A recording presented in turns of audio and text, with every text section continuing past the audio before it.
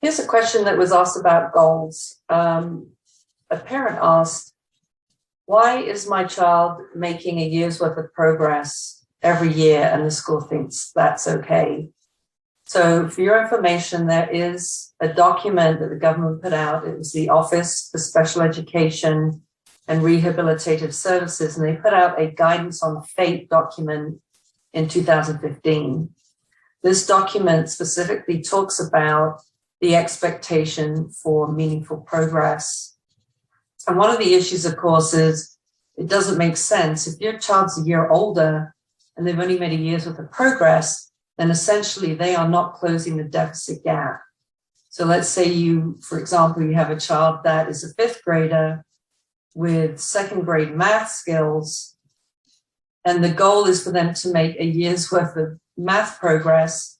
Then in sixth grade, they have a third grade math level.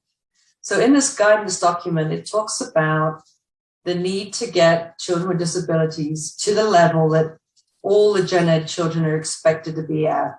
And that means grade level. So what you need to do is work with your ARD committee to make the goals more ambitious.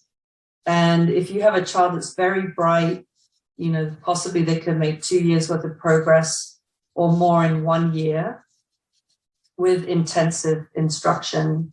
One of the reasons I think that locally they make goals very low like this is because they know if they can get the goal in front of you, then they don't have to up the services that go behind the goal. So obviously, if you want 2 years worth of progress, then they may need to double up on or change the instruction to get your child to start closing that gap.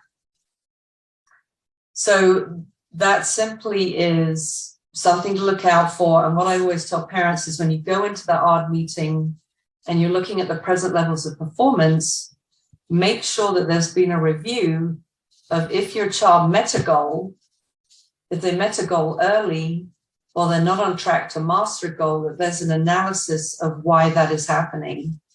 Because obviously, if you have a child that masters a goal early, that goal wasn't hard enough.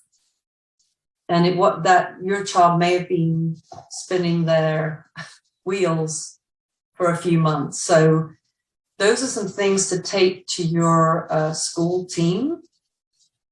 And yes, hold them to a higher standard and say, look, these goals need to be harder, otherwise that gap is not going to be closing. And if you need to double up on minutes or whatever it is, then that's what needs to take place. Thanks.